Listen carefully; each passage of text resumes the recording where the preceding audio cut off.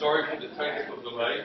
Clearly, I have no facility with this, but hopefully we'll do better. Well, Dr. Acaniello is in Scotland tasting single malts.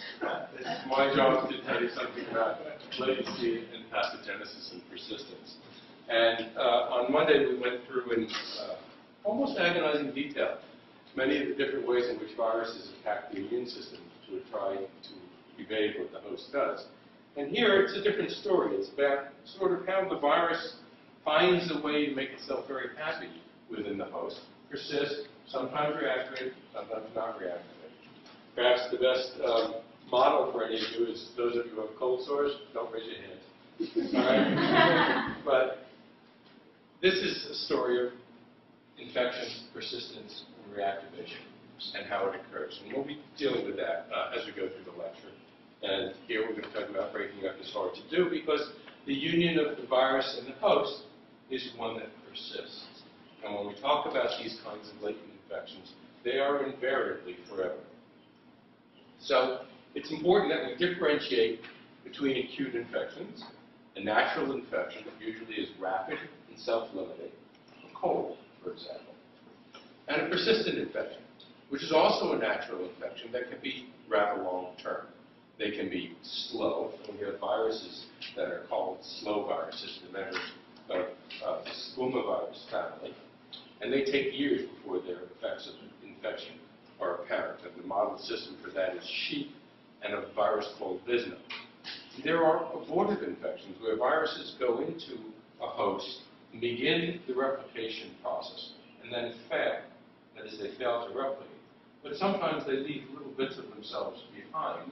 And we know that in certain animal models, this can lead to oncogenic transformation of cells that are infected. And there are transforming infections, also a result of virus infection, but in these cases they can be because the entire intact virus genome is present.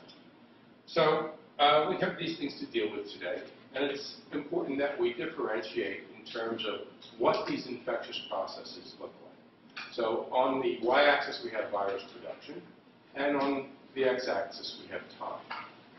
And we'll be comparing the acute infections, such as those of the common cold, rhinovirus, or the stomachache virus, rotaviruses, or influenza. And what we see is that infection, or the process of, or when we see symptoms, occurs after virus infects and sort of really after the peak of virus infection. And then this virus is cleared in the host.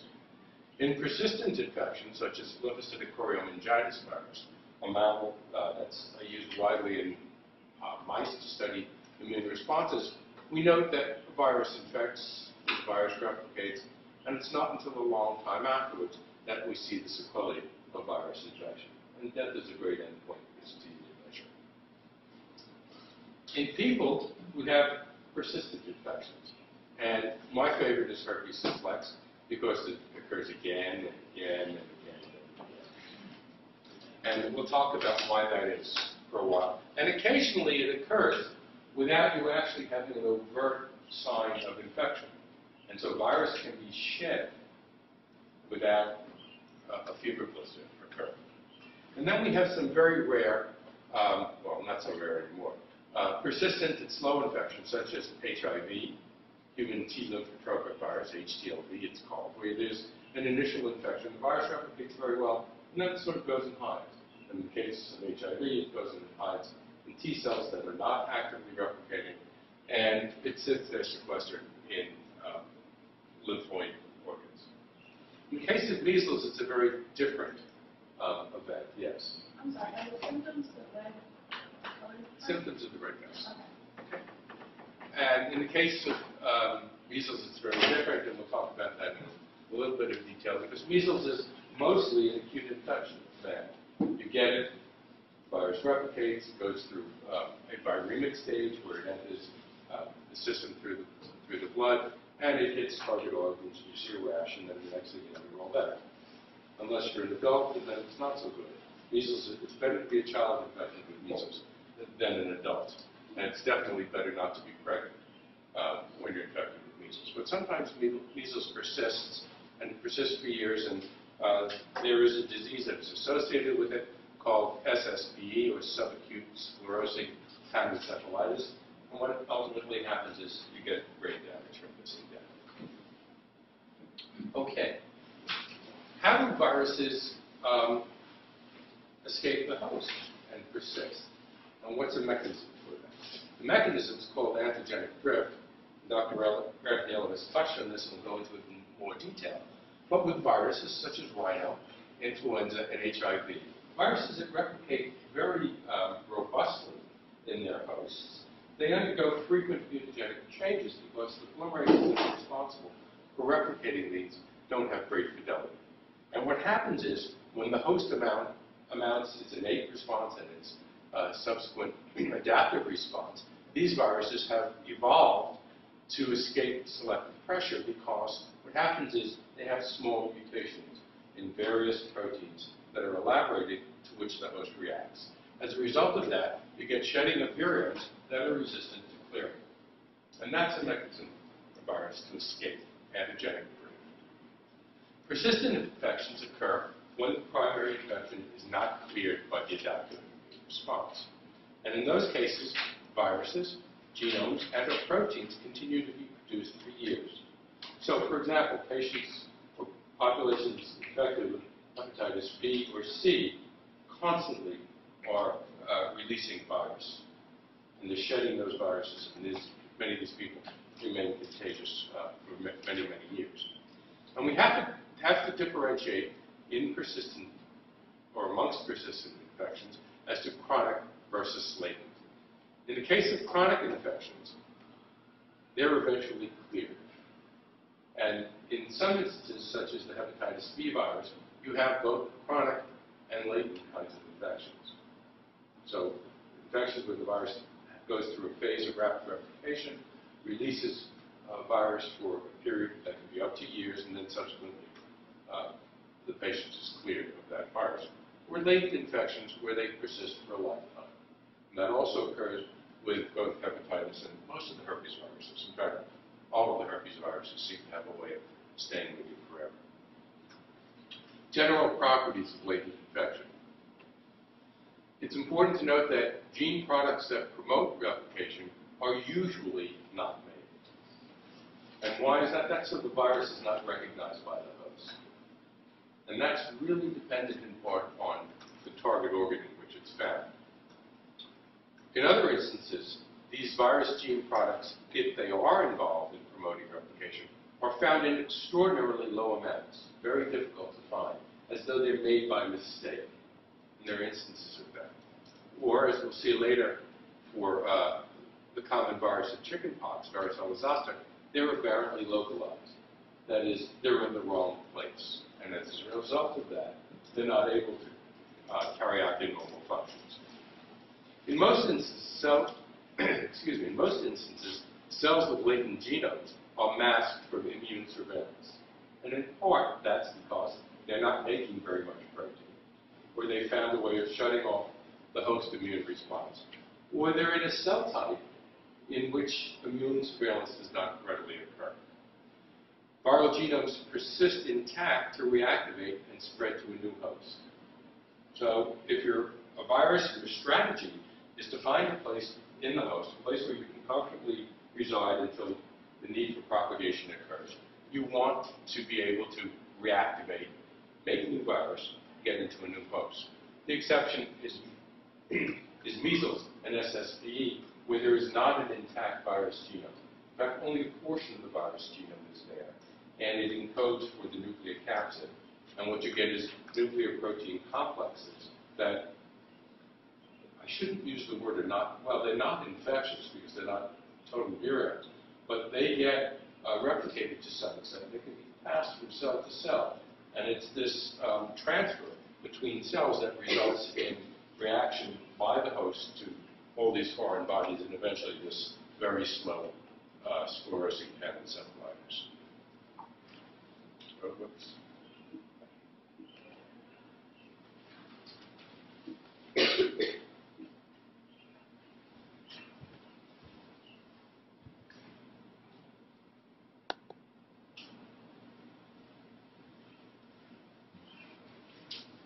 Okay. Examples of latent viruses. The Epstein-Barr virus, a virus that you may be more familiar with because it's the cause, or it's the major cause, of infectious mononucleosis. It also causes a bunch of other diseases, and we'll talk about those in a little bit of detail. But what's important to note is that when this virus latently infects cells, and it actually infects it in 3 different types of infection, you get novel transcription and replication patterns. Instead of the virus genome being replicated as virus genomes normally are, using virus proteins, virus DNA polymerase, and accessing host proteins, in this case it replicates with the cell, and it uses the host proteins to replicate. In one instance, there's no new virus that's formed, and as I said, the genome replicates. And the target organs in this case are lymphocytes. In the case of adenoviruses, you can isolate an adenovirus after an adenovirus infection, which is much like the common cold, from lymphoid tissues, adenoids, and tonsils.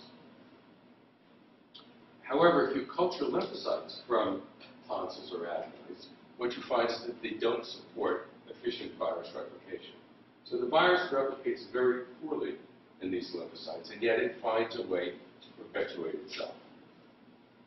Now, in your book is a table with other examples of persistent infection, and I think that what's important here is to note that there are so many different flavors of viruses that can cause persistent infection. The adenoviruses, all of these, Epstein-Barr virus and human cytomegalovirus, herpes simplex virus, and varicella zoster virus are all herpes viruses. And we'll talk about another one that's even more interesting, the human herpes virus 6.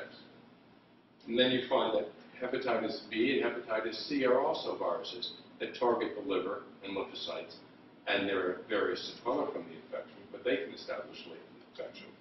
And of course, papillomaviruses, causal agent of warts, skin warts, both on mucosal epidermal surfaces and on regular cutaneous epidermal surfaces, and polyomaviruses, human polyomaviruses, that were thought for a long time to be resident mostly in kidneys, recently found in the case of JC to be present in the central nervous system, and now we know they can be reactivated when the immune system is suppressed. We'll talk about that in a bit of detail. And our common viruses such as measles and rubella, where you get long-term persistent infections. So there's a whole smorgasbord of different kinds that can effectively go into you and pay you a visit for a very long time. How do you promote persistence? Well, either because of the virus or because of the site of infection, the innate immune system fails to clear an acute infection. So that very first slide where we looked at acute infection with things like rhinovirus, instead of the virus going up and coming down, we have failure to clear. You don't get a good humoral response. You don't get CTLs made, and the virus hangs out and finds a new home. Another way in which viruses can persist is by blocking apoptosis, which in this case allows the virus to be perpetuated within a cell, because the cell does not recognize that the virus is there.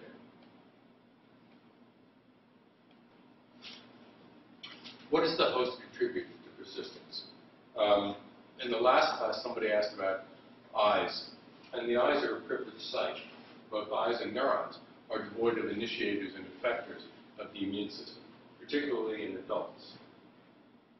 In young or in newborn pups, in the case of mice or very young children just after birth, there are also problems with the immune system.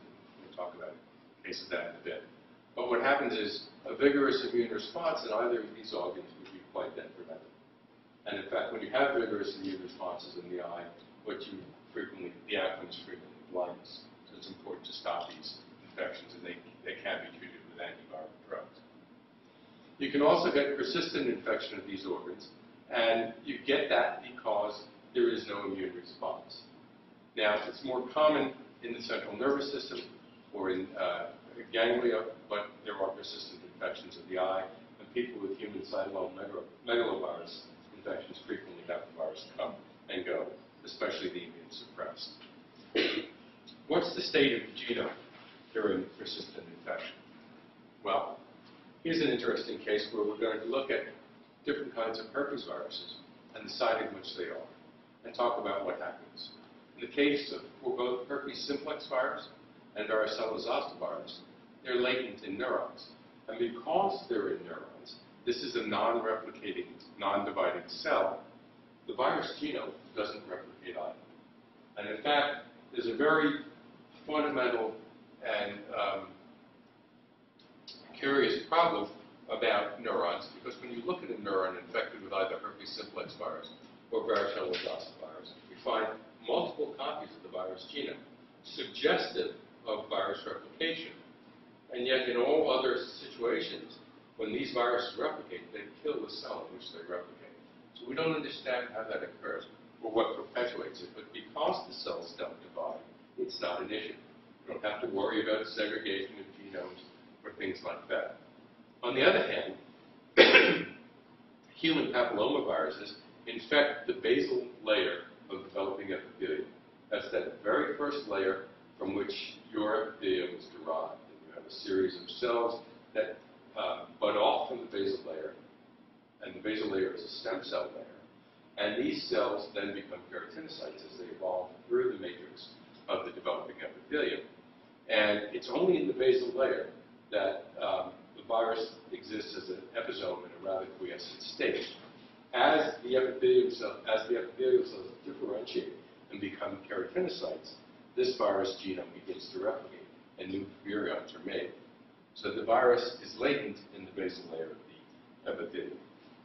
Epstein-Barr virus, as I told you before, exists in lymphoid cells, predominantly in B cells, although there are instances where it infects epithelial cells as well.